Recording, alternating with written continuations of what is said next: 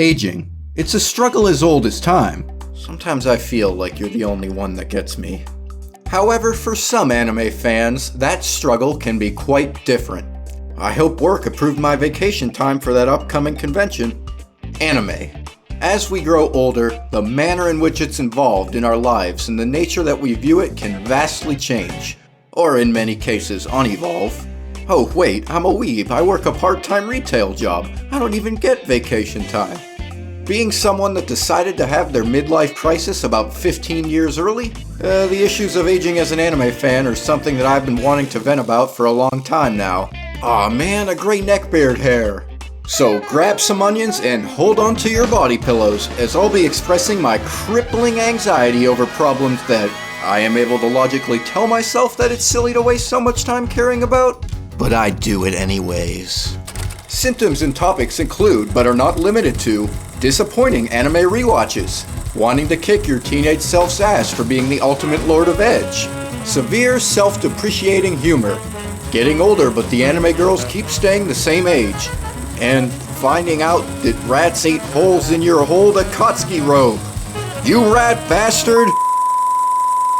My early years as a teenager. That is when I first truly got into anime. I'd already seen stuff like a few Ghibli movies, DBZ, and some strange animated sex scenes on Newgrounds, but I was oblivious to the fact I was watching Japanese animation known as anime. Once I realized that, anime began to far succeed my appreciation for American cartoons. Maybe it was because watching animation from a cold foreign nation made me feel like I was more hipster than other American kids. Now, some of my first anime were kinda shallow, but having the IQ of a rat, young me found them deeper than the asshole of a retired butt plug sampler. Like in Naruto, you had this thing that the anime would always refer to as the darkness.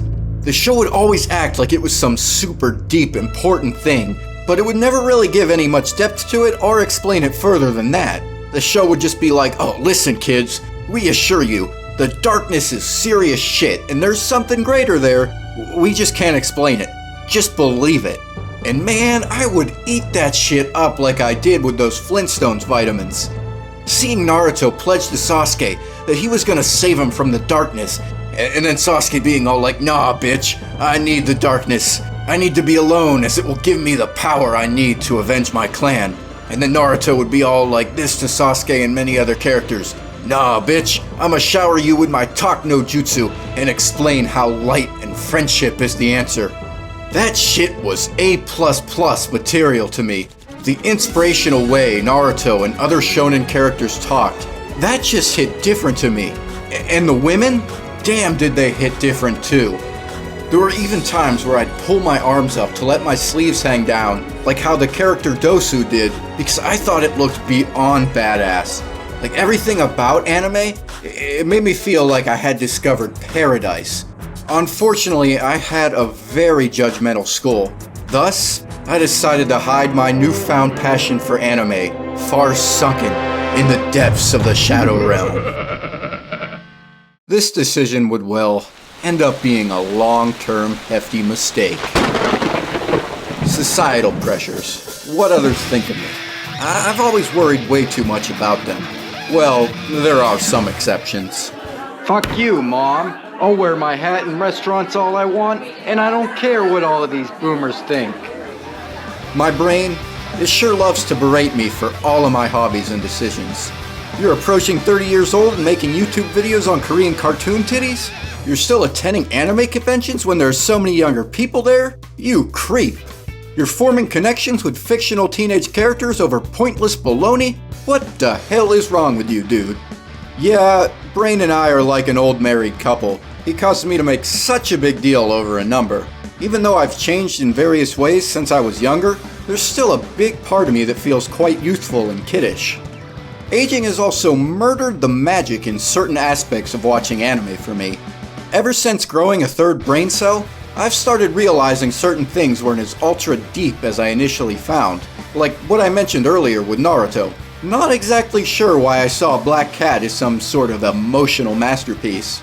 And looking back on stuff like fantasizing about being Light Yagami and striking my skull with a vengeance makes me see my old self as a mega cringy edgelord. And rewatching old series that you initially had high praise for can be a hella hype-draining experience. At first I might be like, yeah, I've forgotten stuff since watching this. I'm excited to refresh my memory and re-experience some of the super tense moments. Like I recently rewatched Mirai Nikki. Still a decent show, but my experience was dampened as I could now see some of the story's faulty logic and so many plot holes. I mean, I haven't had a bigger revelation about holes since when 13-year-old me found that women have more than 2 of them. It's just such a letdown when you realize that a series isn't the banger you once thought it was. It's like uncovering that Santa Claus isn't real. Meanwhile, certain anime cliches and trends have been growing utterly tiresome to me. Like, can we stop getting so many dull self-insert main characters? I have no idea how younger me thought that so many of them were cool or interesting, like Yuji and Shakugan no Shana, Kota and Elfen Lied, and Renten and Eureka 7. Fuck these basic bitches. Then there's characters that I might have initially felt bad for, but now just sound like whiny bitches to me. I instead sympathize with the side characters that they were bothering. Lately, I've been desperately desiring more anime with themes or characters that appeal to some of my current life issues. Give me more series with characters in their 20s. Like, how about an isekai protagonist that age that's been struggling with existential dread, who decides to deliberately get hit by a truck to avoid paying off his college loans? You know, despite my ranting, the effects that aging has on anime aren't all cruddy. Sure, some younger MCs don't share the exact same issues I have now, but sometimes there's a nostalgic warmth that I get when I see my younger self in them. Other times, not so much. And since some parts of me still feel kiddish, I can connect with certain problems that those characters might have. They and certain shows sometimes help me view certain parts of life from a new angle, or move on from dark events in my childhood. It was also nice getting to grow with long-running series characters like Naruto, whose life kinda transformed along with mine in ways. Having first experienced Attack on Titan in my early college years, I greatly connected with Eren's desire to break out of the cage that the walls put him in due to my burning desire to leave the area I'd spent my whole life in. He also heavily reminded me of my teenage years, which were relatively recent at the time. Back then, I'd easily lash out at everything and dive face first into bad situations. Eren's character development and the show evolving into a very deep anti-war message has given me something that I've been able to continuously relate with.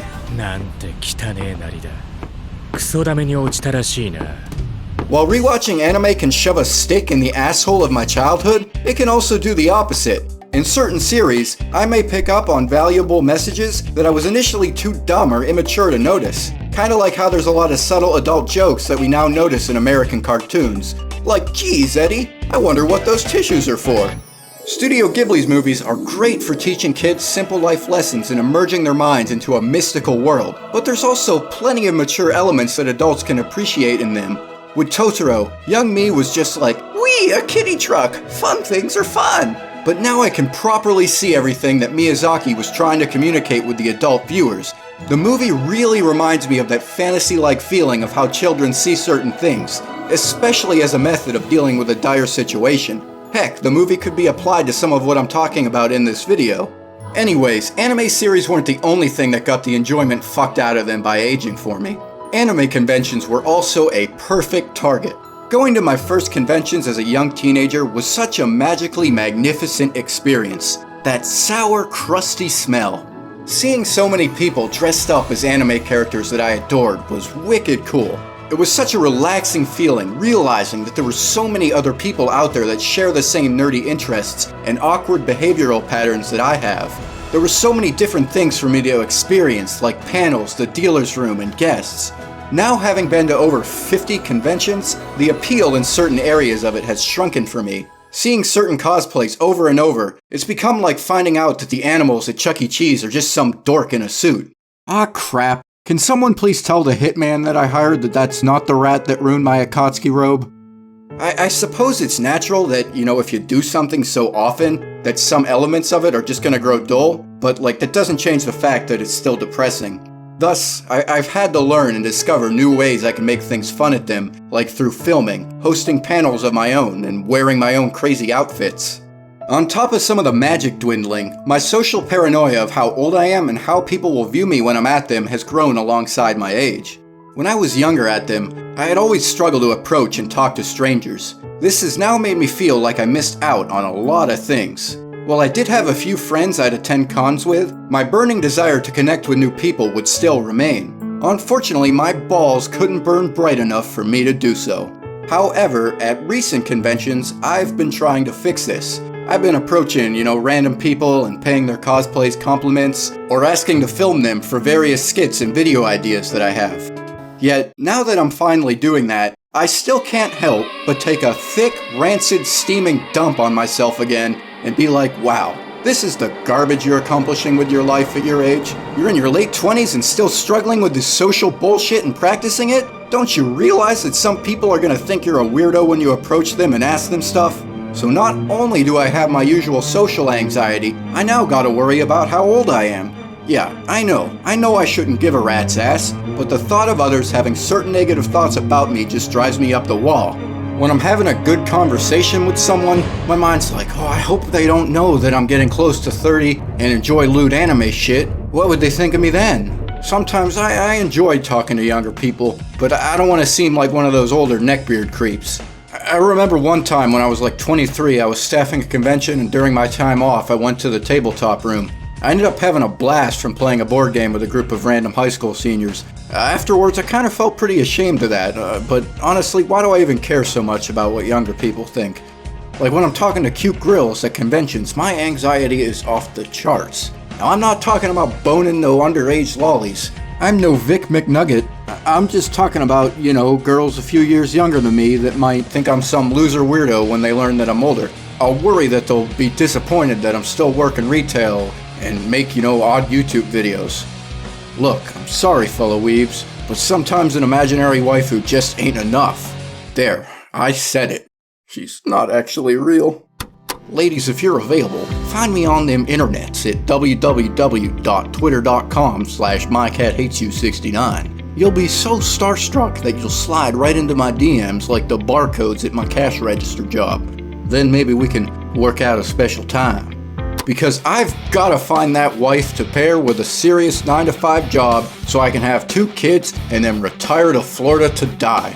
You see, that's just never been the path in life that I've wanted. That cliche American lifestyle.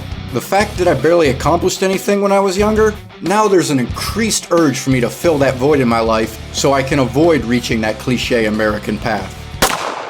So, while my current age already gives me a lot of anxiety that involves anime, what about when we get even older? Will there even be anyone around the same age as us that shares an interest in anime who isn't a complete degenerate? What about some of our weeb friends now? Like, I've already witnessed some of my own drift away from anime to pursue more serious stuff in life, like alcoholism.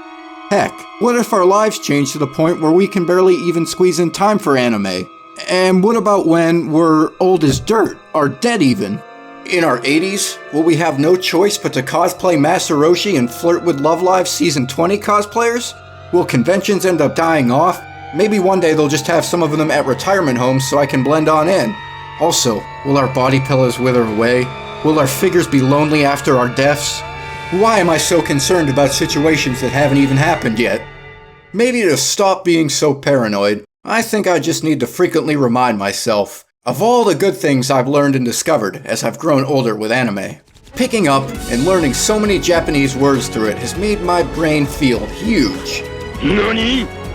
Even if it sounds cheesy, anime has taught me many valuable life lessons. It's definitely shaped who I am today and made me a better person.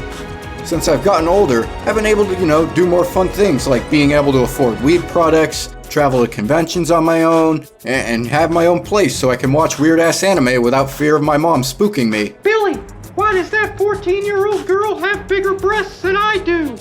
And I now hold the ability to advise younger people to not make the same stupid mistakes that I did. I'm like an old wise sage, except I only have like 3 brain cells. Lastly, my passion for anime has led to me picking up other hobbies that I was able to combine with it that, who knows, maybe it'll one day lead to a job or a source of income for me. For this video, overall, I think I just need an excuse to vent about my issues while cracking some cheesy self-depreciating jokes. Maybe turn you guys into my unpaid therapists. Why won't any of you ever smash that like button? I'm hoping that putting these issues out there in, video form will somehow help me solve or improve some of them. I just gotta remember that just like Yoko, age is just but a number. And I know this video won't magically fix everything, but hey, at least it's a start. I can probably learn to apply some of what I've said here to non-anime stuff as well. Like not giving a fuck that I still live off of Lunchables and orgasm over colorful kids' utensils. I'm also hoping to maybe connect to anyone else who's dealing with the same problems that I am. For any young whippersnappers out there that happen to come across this cursed video, I hope you'll somehow be able to extract some advice out of it. Don't be like my stupid ass was growing up. You're never truly too old for anime, and that could be applied to a variety of other things and nerdy hobbies as well. Fuck yeah, Beyblade! So after finishing this video, hopefully I'll be able to eventually stop worrying and caring so much about my age. Especially when it comes to anime.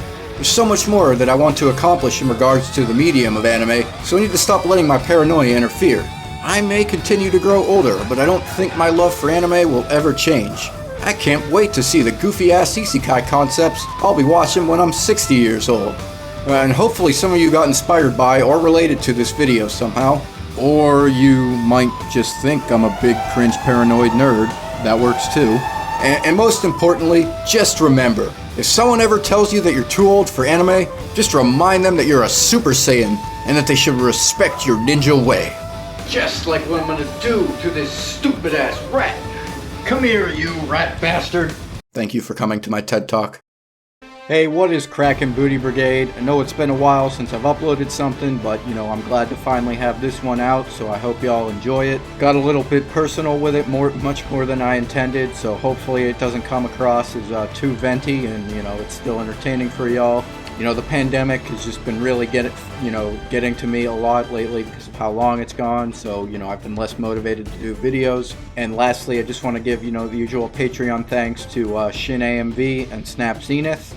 And if you'd like to support me on Patreon as well, links and info are in the description below, as well as, just general chicken shit bullshit, and, feel free to leave a comment, smash all the buttons and whatnot. That's all I got for this time. Peace out, Booty Brigade.